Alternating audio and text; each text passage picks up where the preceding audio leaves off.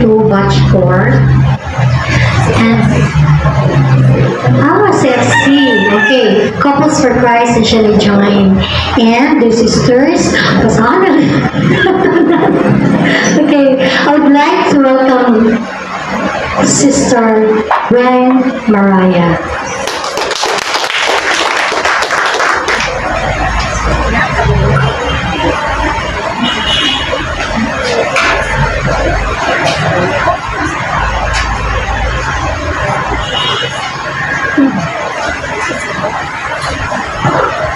Good afternoon, my sisters. I would like to share with you my life story for the love of Jesus and Mary. Sharing with you how grateful I am to find and discover Jesus through all the trials that came in my life. And how my life changed for the better when I committed to Jesus as my Lord, my Savior, and my forever friend. It all started when my mom asked Jesus to give her a baby girl. And as a Marian, she asked Mama Mary, Our Lady of Guadalupe, and Our Lady of Lourdes to whisper her son to grant her desire, heart's desire. Kaya ako mga igsoon, punugyot ng lalaki. Lo and behold, nabuntis siya, and it's me. What a great blessing from the Lord, as my mama and papa told me. Dili ko perfecto nga tao. I am a sinner, and I always ask Jesus to be merciful on me for not being perfect in His eyes. But I always learn to embrace tanang trials na ako naagian sa ako kinabuhi because Jesus is always with me in my life journey to always love me and save me. Masakiton ko nga pagkataon, daghan kayo kong naagian challenges sa ako kinabuhi. So, emotional yung kayo. Di na ihap ang tanan ups and downs sa ako kinabuhi. Hantod sa karong punto ha. I do not know if kani bang tanan akong nasinati ang mga kasakit sa kinabuhi panihas ba sa uban. Muingon ko ni Lord, bata pa ko adto sa dako namo nga altar ingon ko. My best friend Jesus, mauti ay ni ang kinabuhi. With my all-out smile at Him. And I said, I enjoy this roller coaster ride kind of life. Lord, basta ha, naakang kanunay sa akong kiliran. Muro ba o duwa-duwa na lang na ako kining kinabuhi. Because I do not know what life is all about. Magkatawa na lang ang Ginoo.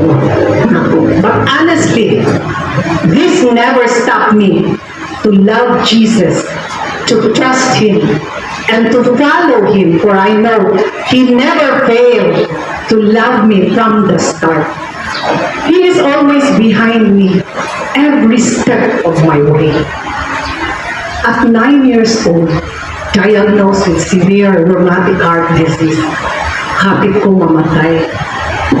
Comatose, itagalan na lang ko sa mga doctors 24 hours to survive. During those times while I'm in coma, for the first time, nakita na ko ang usa ka gwapa kay nga babae wearing white and with a blue tassel in her waist. And a young, tall boy at her back, wearing white robe. They are standing in a beautiful garden full of flowers, where a big door, naidako kain na door sa layo, no? As a background. I'm pretty much sure it was Our Lady of Lourdes and the Divine Mercy. What I saw was heavenly paradise. Kumatos ko that time. They both smiled at me. Hantod karon nakapatak na sa akong himpatakan. Natigid na ako maliptan. Klarong-klaro kaayo. Si Mama Mary and Jesus. It's a miracle. I woke up in my deathbed at the doctor's hospital. Thank God I survived. A miracle from God. At 11 years old, I was diagnosed with severe hemorrhagic dengue fever. Out of 5 patients, duha rami ang nakasurvive with this very rare disease in Mindanao. Dili madrawing yun ang akong noon kay hubag tanan all over my body. Thank God I survived. Another miracle from God. At 12 years old again, nakamata ko from coma. Alive after my bout of severe bronchopneumonia. Thank God I survived. God rescued me again. Another miracle from God.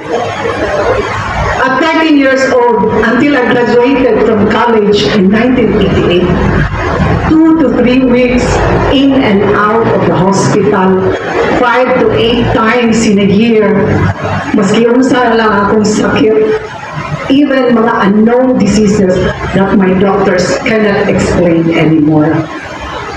But thank God, I survived again. Another miracle happened to my life. 25 years old, I got married.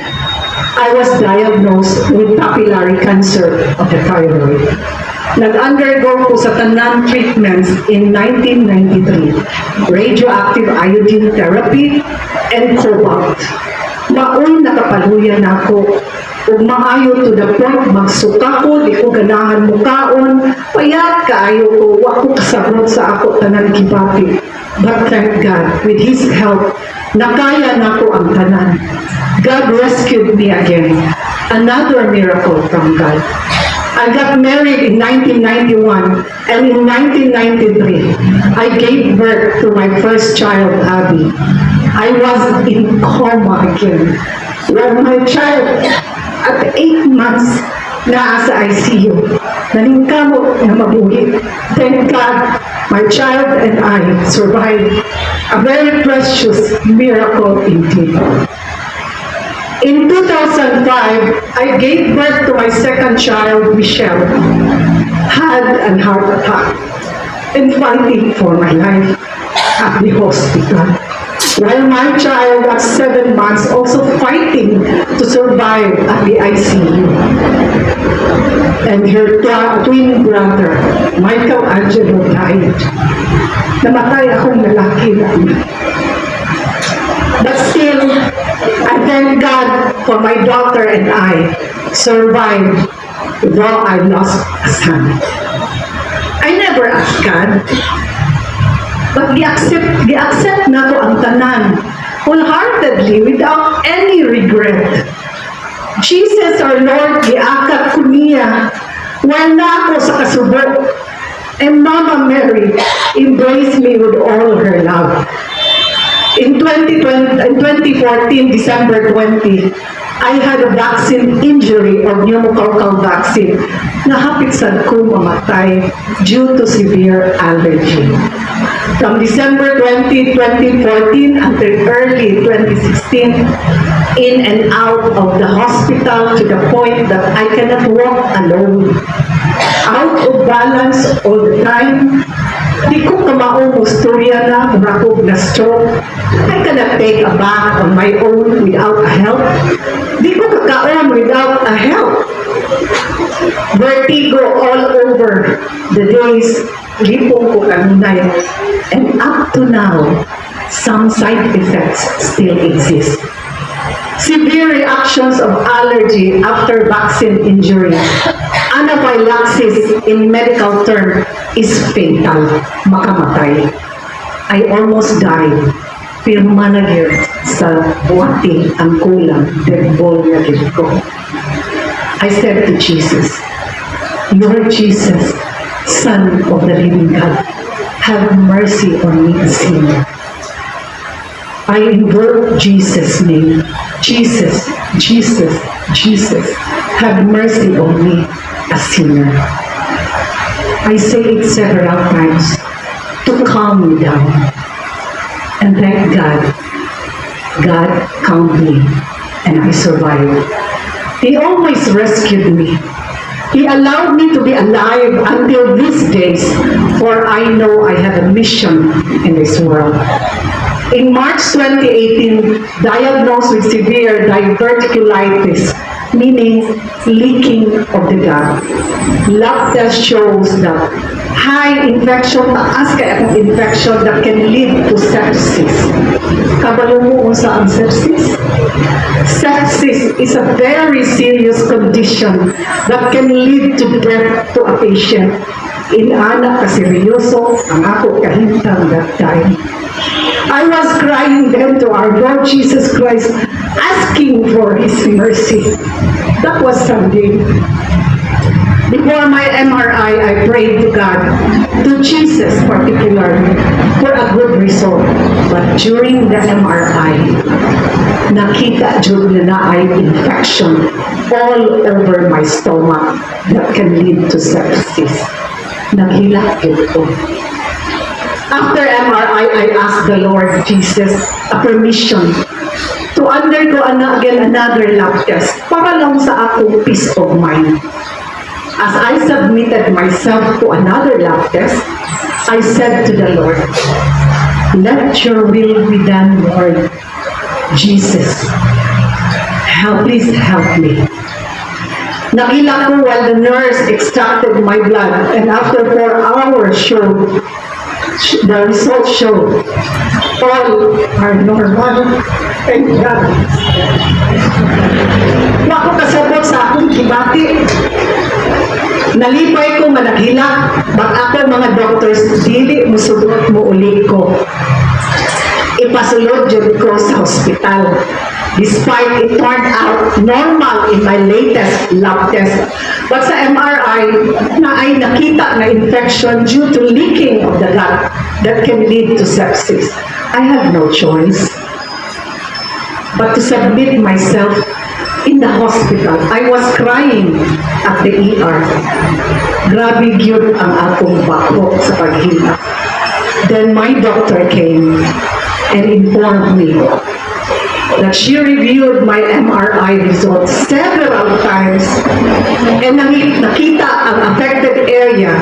She was shocked that the leaky gut was miraculously nasirado.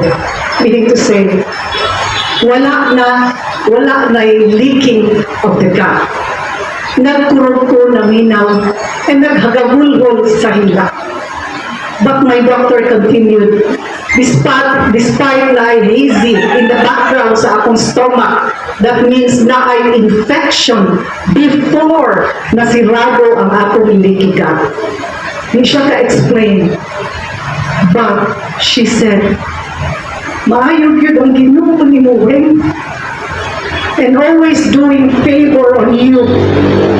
For many years as my patient, I witnessed that. Praise God."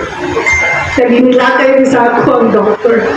Thank God, He rescued me again on the verge of death. Another miracle from God. In January 2020, I was admitted at Chongwa Hospital kay di na ko kabaro. Di na kaya ako lawas, not feeling well. Gialsa na lang ko sa akong mga in-laws and brought to the hospital. With series of tests, found out that after more than 28 years of being cancer-free, showed a recurrence of cancer, meaning nibalik ang cancer. From papillary cancer of the thyroid, now in my lymph nodes in my neck, and my right eye is affected by cancer. Neck and my right eye. I still thank God for I survived and still alive up to these days, even having a bad result.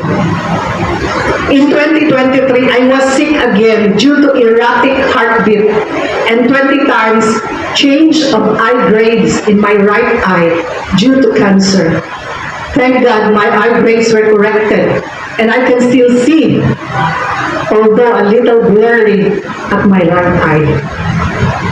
In 2023, 2024, had an erratic vision again. I submitted again myself to the hospital and found out, aside from what was diagnosed in 2023, that my right eye is affected with cancer.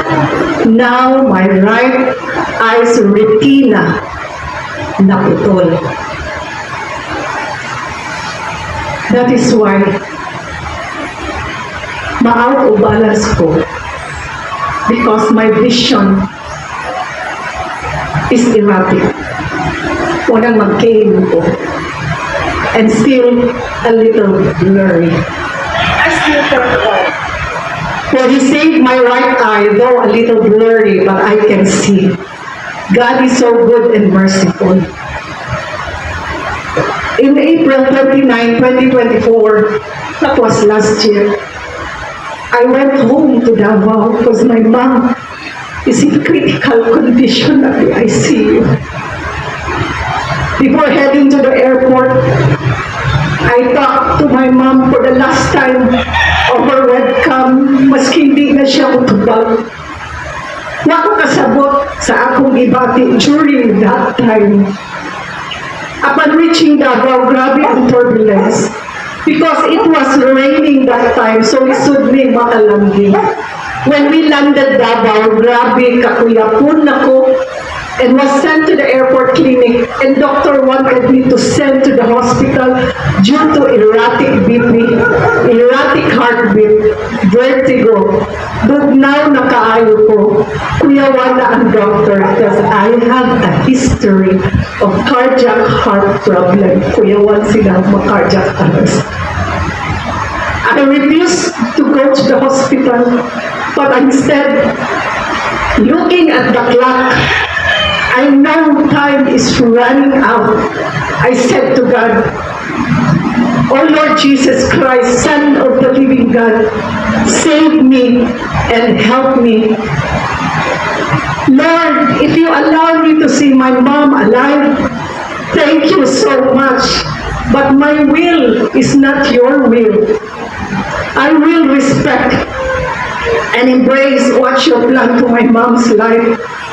Oh Lord Jesus, this moment nagbako na ko hilak, looking at the clock, I know time is running out. At this moment, I invoke the name of Jesus. Jesus, Jesus, Jesus, I am with you in whatever is your will to my mom. Lord, let your will be done. Wa ka kasabot sa akong gibati at that very moment. I never know that my mom died. My daughter Abby embraced me without saying anything, because she knew through the text of her cousin, who is a nurse, that my mom died that moment when I prayed to God.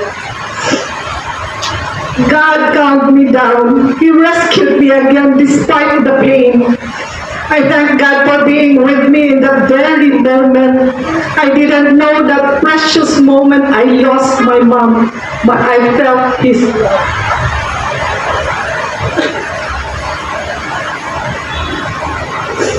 It is not easy like growing up. Nganit na ng trials that I am facing all my life. Taghan na luha ang igawa sa akong mata. But I never questioned God why. I always told our Lord Jesus Christ, be with me, Lord. You already revealed my mission. Help me to be a good messenger of your messages and touch each individual to know you more and to bring them back to your vineyard. And by using me, I am healed. As I contemplate why it all happened, the trials that I've gone through, nanong nahitabo din tanan, why I'm still alive, buhi ako karon, standing in front of you. Why I need to suffer all these pains in life. Why? Kunay akong ipangutana sa ako ang kaugalingon. As what Monsignor Sanikot told me, I am a victim soul. God has allowed me to be afflicted sa mga kadaghang kasakitan. I am blessed despite all these trials. I am able to save souls through my sufferings, united with those of Jesus. I am one among the few who suffer with love. My reward awaits in heaven. In all these trials in my life, I find God. God never leave me all these years. Every trials, ginaagap niya. Every pain, He embraced me and hold me tight. Every downfall in my life, He lifted me. Every time ma-confuse ko, He enlightened me na ang life is beautiful despite all the trials I am going through. Every time I need to calm down, He always whispered on me that He is with me, embracing me, and felt His love. Jesus never fails me. He always there for me. He loves me even I'm not that perfect in His eyes.